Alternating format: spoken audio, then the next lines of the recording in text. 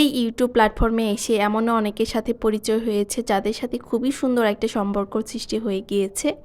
আবার এমনও অনেকের সাথে পরিচয় হয়েছে যাদের কাছে আমি শত্রু বললে গণ্য হয়েছি। হ্যালো এভরিওয়ান, আসসালামু আলাইকুম। কেমন আছেন সবাই? আই হোপ সবাই খুব ভালো আছেন। আলহামদুলিল্লাহ, আমরা আল্লাহর রহমতে আছি খুব ভালোই। নতুন দিনে নতুন আরও একটি ভ্লগ ভিডিও নিয়ে হাজির হয়ে গিয়েছি আমি আপনাদের মাঝে, বাঁধন, চট্টগ্রাম থেকে। কিছু কিছু মানুষ আছে যারা 1-2 টাকার জন্য নিজেদের পার্সোনাল বিষয় বলতে নিজেদের মধ্যে কিছুই রাখে না, সব কিছুই পাবলিক প্ল্যাটফর্মে জানিয়ে বেড়ায়। এমনও কিছু কিছু মানুষ আছে যারা চিন্তা ভাবনা করে যে আমি ইউটিউবে কাজ করতে এসেছি, ডলার কামাই করতে এসেছি, ডলার কামাবো, বাড়ি গাড়ি করে ফেলবো, সম্পর্ক দিয়ে কি হবে, সম্পর্ক সেটা ভালোই হোক আর খারাপই হোক সেটা আমার কাছে কোনো বিষয় না। আমার কাছে বিষয় হচ্ছে ভিউ, ওয়াচ টাইম, ডলার, সব কিছু। এরকম যারা চিন্তা ভাবনা করছেন আজকের ভিডিওটি তারা খুবই মনোযোগ সহকারে শুনবেন এবং দেখবেন। হ্যাঁ, এর মধ্যে অনেকেই বলতে পারে যে আপু তুমিও তো কাজ করছো, তোমার কি এরকম কোনো চিন্তা ভাবনা নাই নাকি, নাকি তুমি এমনি এমনি কাজ করছো, তোমার কি টাকা কামানোর কোনো চিন্তাই নাই নাকি? হ্যাঁ, আমি একটা জায়গায় কাজ করছি, কষ্ট করছি, এখান থেকে পাবার আশা আমারও আছে, সবারই আছে। কিন্তু সব কিছু ঠিকঠাক রেখে তারপরে মানুষ চিন্তা ভাবনা করে।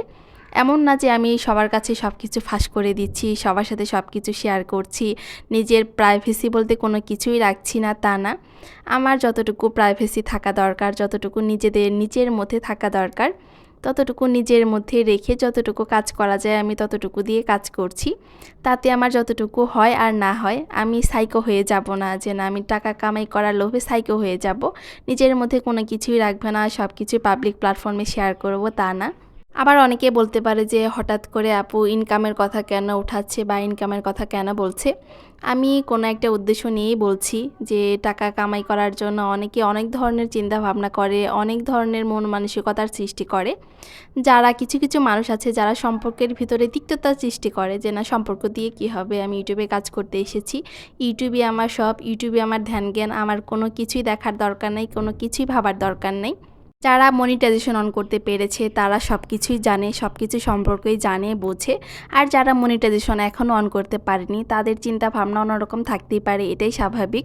আজকে যখন কোনো ভিডিওতে আমি দেখি যে আমার 1K 2K বা 3K ভিউ হয়েছে, পরের দিন ঘুম থেকে উঠে যখন আমার সেই ভিডিও রেভিনিউটা চেক করতে চাই যে দেখি আমার এই ভিডিও থেকে কত ডলার আমার অ্যাড হলো বা কত টাকা অ্যাড হলো, তখন যদি দেখি যে আমার যে ভিডিওতে 1K-র উপরে হয়ে গিয়েছে বা 2K হয়েছে, কিন্তু সেই ভিডিওতে আমার টাকা অ্যাড হয়েছে মাত্র বাংলা টাকায় 8 টাকা, 10 টাকা বা 9 টাকা, তারও কম হয়, তখন কি হয় আপনারা একবার বলুন।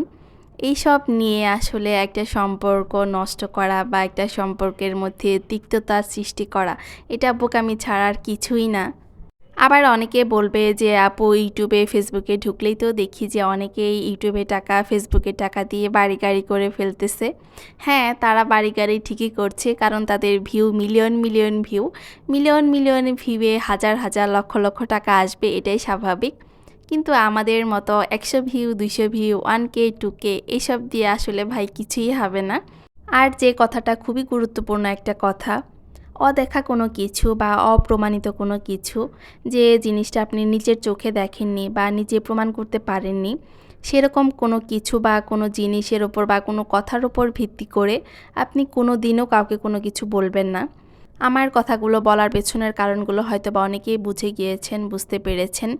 ইউটিউবে যারা কাজ করতে এসে সুন্দর সুন্দর সম্পর্কের মায়াজালে জড়িয়ে গিয়েছেন, তারা চেষ্টা করুন যে এই সম্পর্কগুলো যেন ঠিক তেমনই থাকে।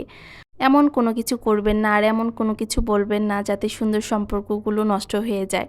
আসলে ইউটিউব প্ল্যাটফর্মে যারা আমরা কাজ করছি, মানে আমাদের গ্রুপের যারা আছে, আমাদের যেমন ভিউ, মানে অল্প ভিউ ধরা যায় 100, 200, 300, 1K 2K, এরকম ভিউ দিয়ে আসলে ইউটিউবে কোনো কিছুই আশা করা সম্ভব নয়। আসলে আশা করা যায় কিন্তু তা অনেক দিনের ব্যাপার, মানে দীর্ঘ সময়ের ব্যাপার। কিন্তু তাও অনেকেই মনে করে না, অনেকেই ভাবে যে না আমি ইউটিউবে কাজ করছি মানে ভিডিও দিলেই আমার হয়তো বা টাকা আসবে, হাজার হাজার টাকা, শত শত টাকা। তা কিন্তু না। মানে যারা মনিটাইজেশন অন করেছে তারাই আসলে বলতে পারবে যে কেমন কি আশা করা যায়। যাই হোক, আমি অনেক কিছুই বলে ফেললাম, হয়তো বা অনেকে কষ্ট পেতে পারে আমার কথাগুলো শুনে, আবার অনেকে ভালোভাবেও নিতে পারেন। যদি কেউ কষ্ট পেয়ে থাকেন তাহলে আমি সত্যিই দুঃখিত। আর যারা আমার কথাগুলোকে ভালোভাবে নিয়েছেন, পজিটিভভাবে নিয়েছেন, তারা হয়তো বা আমার কথাগুলোর মানেটা বুঝে গিয়েছেন, বুঝতে পেরেছেন। যাই হোক, আজকে আমি কিন্তু অনেক কথাই বললাম, কোনো একটা কারণেই বলেছি, তা হয়তো বা আপনাদের সাথে শেয়ার করা যাবে না বা শেয়ার করা সম্ভব হবে না। কিন্তু আমি একটা উদ্দেশ্যেই কথাগুলো বলেছি, একটা কারণেই কথাগুলো বলেছি। যাই হোক, এদিকে আজকে বিকেলে রান্নাবান্না করতে চলে এসেছি। সারাদিন অনেক কাজ করেছি, টুকটাক আপনাদের সাথে শেয়ার করেছি। আজকে পাঙ্গাস মাছ দিয়ে রান্না করব, এই সাজনা দিয়ে, ডাঁটা দিয়ে একটু আলু সিদ্ধ করে দিব। আর সাজনা যেহেতু প্রথম মাত্রই নেমেছে, একদম চিকন চিকন, এরকম মোটা হয়নি, মানে একদম ছোট ছোট বলা যায়, এখনও পরিপক্ক হওয়ার বাকি আছে। এই তো আজকে এই মজার রান্নাটাই করব। পাঙ্গাস মাছ আমার প্রিয় একটা মাছ, সেটা কিছুদিন আগে ছিল, এখন কেন জানি তো বেশি খেতে ইচ্ছে করে না। মানে ওরকম একটা মানে তৃপ্তি সহকারে যে একটা খাওয়া, সেরকমটা হয় না, কেন জানি না। আমার কাছে পাঙ্গাস মাছ খুবই প্রিয় একটা মাছ ছিল। ছোট সময় বলতাম যে পাঙ্গাস মাছ মাছের রাজা কেন হলো না, এত মজার একটা মাছ, কেন জানি এখন ওইরকমভাবে খেতে ইচ্ছে করে না। কিন্তু আমার মেয়ের বাবার দুজনেরই খুবই পছন্দ। আজকে এই রান্নাটাই করছি। আগে আমার ভিডিওগুলো 2-3টা বা তারও বেশি শিডিউল করা থাকতো, কিন্তু এখন এমন হয় যে যেদিন ভিডিও আপলোড করব তার আগের দিন তাড়াহুড়ো করে ভিডিও রেডি করে আপলোড করে রাখি। মানে একদমই ভিডিও করতে ইচ্ছে হয় না, তারপরে ভয়েস যে দিব, আপলোড দিব, কেন জানি ভালো লাগে না আসলে।